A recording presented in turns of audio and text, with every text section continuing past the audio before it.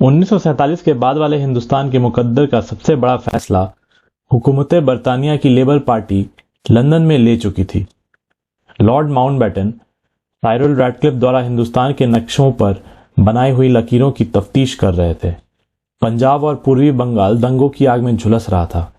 गांधी अकेले ही दंगों को संभाल रहे थे। सरदार पटेल सारे राजा महाराजाओं को हाँक कर हिंदुस्तान में रखने का भागीरथी कार्य कर रहे थे। और इस सब के बीच दो बेहद दिलचस्प और समझदार लोग अपने अपने दिल में मोहब्बत की आग लिए एक दूसरे के करीब आ रहे थे। उनमें से एक आज़ाद हिंदुस्तान का पहला प्रधानमंत्री बनने वाला था और दूसरा इस नए मुल्क के पहले गवर्नर जनरल की पत्नी। जब यह आग लगी तब जवाहरलाल नेहरू की उम्र 58 थी और एडविना 47 की होने जा रही थी। लेकिन मोहब्बत तो किसी भी उम्र की हो बेपनाह ही होती है। नेहरू कम उम्र में ही विदुर हो गए थे और फिर कमला कौल से उनका वैवाहिक जीवन भी सफल नहीं रहा था। यह बात खुद नेहरू ने भी स्वीकार की है। कमला एक सीधी सादी कश्मीरी लड़की थी और नेहरू ने अपने 7 साल के लंदन प्रवास में एक ख्वाब जैसी जिंदगी जी थी। एडविना और माउंटबेटन के बीच में भी सिर्फ एक दोस्ती का रिश्ता रह गया था। इंग्लैंड में एडविना के कुछ रिश्ते पहले ही सुर्खियां बटोर चुके थे। जब माउंटबेटन हिंदुस्तान के वायसराय बनकर आए तब एडविना उनके साथ आना ही नहीं चाहती थी, पर तकदीर को कुछ और ही मंजूर था। पंडित नेहरू की शख्सियत को माउंटबेटन और एडविना दोनों ही पसंद करते थे और शायद इसका फायदा आज के हिंदुस्तान को विभाजन के वक्त भी मिला। जब बात कश्मीर पर आकर रुकी तब एडविना ने एक अहम किरदार निभाया। मॉर्गन जेनेट ने अपनी किताब Edwina Mountbatten a life of her own में लिखा है कि वे नेहरू को समझाने मशोबरा, जो कि एक हिल स्टेशन है, ले गईं। इस वाक्य को एडविना ने अपनी चिट्ठी में कबूल किया है। तुम्हें यानी कि जवाहर मशोबरा ले जाकर तुमसे बात करना मेरा जुनून बन गया है। वे पहले भी वहां जा चुके थे।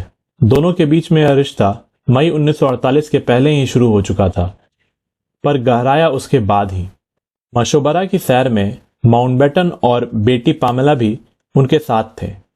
लॉर्ड माउंटबेटन नेहरू और एडविना की बढ़ती दोस्ती को बहुत करीब से देख रहे थे। वे ऐसा क्यों कर रहे थे यह समझना आसान भी है और मुश्किल भी।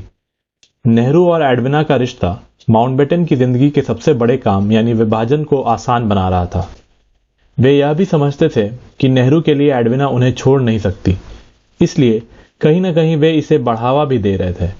ब्रिटिश इतिहासकार फिलिप जैगलर ने माउंटबेटन की जीवनी में एक चिट्ठी का जिक्र किया है जो डिकी यानी माउंटबेटन ने अपनी बेटी पेट्रोशिया को लिखा था।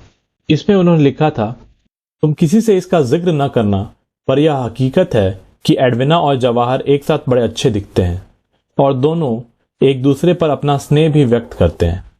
मैं और पैमेला वह सब कुछ कर रहे हैं जो उनकी मदद कर सकता है। मम्मी इन दिनों काफी खुश रहती हैं।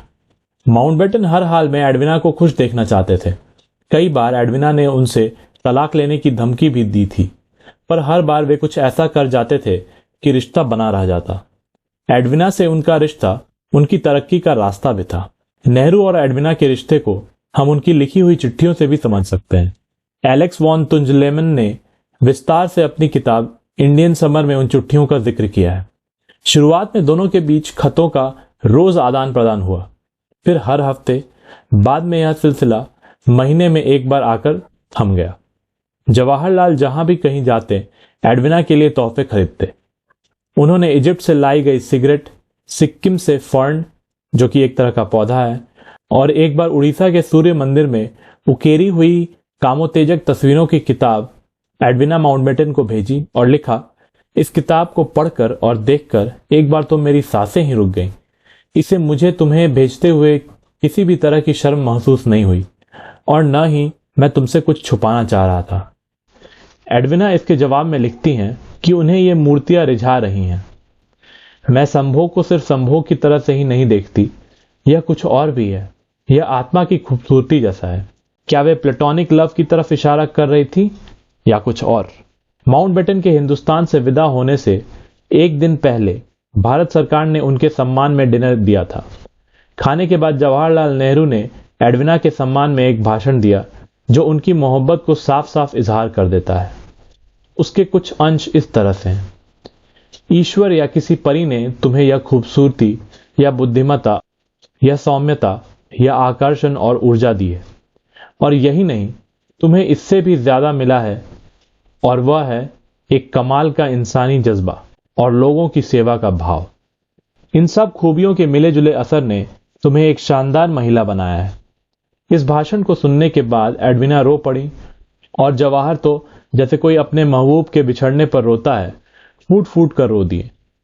कमाल है, सदके इस भाव के, इस समर्पण के और इस जज्बात के। एडविना जाने के बाद कई बार हिंदुस्तान आई, और जब भी नेहरू इंग्लैंड गए, माउंटबेटन परिवार से मिले। वे वहां ज्यादातर वक्त एडविना की सोहबत में गुजारते। एक बार वे नेहरू के साथ नैनीताल गईं। एक शाम जब उत्तर प्रदेश के गवर्नर का बेटा उन्हें शाम के भोजन पर आमंत्रित करने आया, तो उसने दोनों को आलिंगन में बंधे हुए देखा। उस आलिंगन के गवाह थे टाटा स्टील के होने वाले चेयरमैन रूसी मोदी। उनके पिता होमी मोदी उस समय उत्तर प्रदेश के गवर्नर थे। इधर हिंदुस्तान के राजनीतिक गलियारों में यह मशहूर हो चुका था कि अगर राम के दिल में झांक कर देखे तो सीता मिलेंगी, और नेहरू के दिल में अगर झांका तो एडविना। इस रिश्ते की वजह से कई बार दोनों के जीवन में उथल पुथल भी रही, और नेहरू का तो राजनीतिक जीवन ही दांव पर लग गया था। तब एडविना ने बुद्धिमत्ता का परिचय देते हुए नेहरू को कर्तव्य को प्राथमिकता देने की सलाह दी, और अंततः कह दिया कि वे दोनों साथ नहीं रह सकते। तुम कितनी समझदार हो, नेहरू ने जवाब में लिखा, पर यह विवेक मुझे बिल्कुल भी संतुष्टि नहीं देता, और जब कभी मैं वह मंजर याद करता हूं जब मैंने तुम्हारा हाथ चूमकर तुम्हें अलविदा कहा था, तो उसको याद करके मेरे दिल में हताशा उभर जाती है। एक बार एडविना बहुत बीमार पड़ी, और अपने ऑपरेशन से पहले उन्होंने डिकी को वे सारे खत दे दिए जो नेहरू ने उन्हें लिखे थे। उन्होंने कहा कि अगर वे नहीं बची तो उन खतों से वह सब जान सकते हैं जो कभी उनके और नेहरू के बीच रहा। डिकी ने वादा खिलाफी की और खत पहले ही पढ़ लिए। उस ऑपरेशन रूम से एडविना सही सलामत बाहर आ गईं, और उन खतों को पढ़ने के बाद भी डिकी उनके साथ उतने ही सौम्य और समझदार बने रहे जैसा वे हमेशा थे। एडविना 1936 में बगदाद गई थी।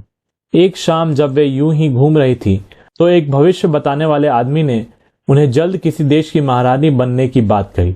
उन्हें तरह तरह के जानवर पालने का शौक था। वे बगदाद से एक गिरगिट ले आई थीं, जिसे उन्होंने गांधी नाम दिया था। 11 साल बाद यह भविष्यवाणी सही हुई। 20 फरवरी 1947 को माउंटबेटन हिंदुस्तान के आखिरी वायसराय बने, और बाद में भारत के पहले गवर्नर जनरल, और वे महारानी। माउंटबेटन को फिल्मों का शौक था।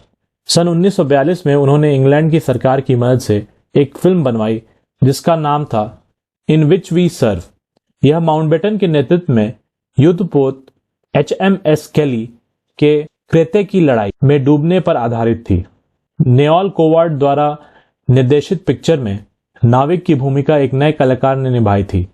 उसके ठीक 40 साल बाद 1982 में नए कलाकार ने तत्कालीन भारतीय प्रधानमंत्री के निवेदन पर और सूचना मंत्रालय के सहयोग से गांधी के जीवन पर अब तक की सबसे महान फिल्म निर्देशित की।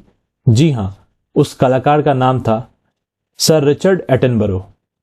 अजीब इत्तेफाक यह भी है कि नेहरू का जन्मदिन 14 नवंबर को है और एडविना का 28 नवंबर को। दोनों की मृत्यु दिल का दौरा पड़ने से हुई। आज की वीडियो में बस इतना ही। अगर आपको ये वीडियो पसंद आया हो तो प्लीज़ इसे लाइक कर दे और हमारे चैनल को सब्सक्राइब करें। तो मिलते हैं अगली वीडियो में, तब तक के लिए धन्यवाद।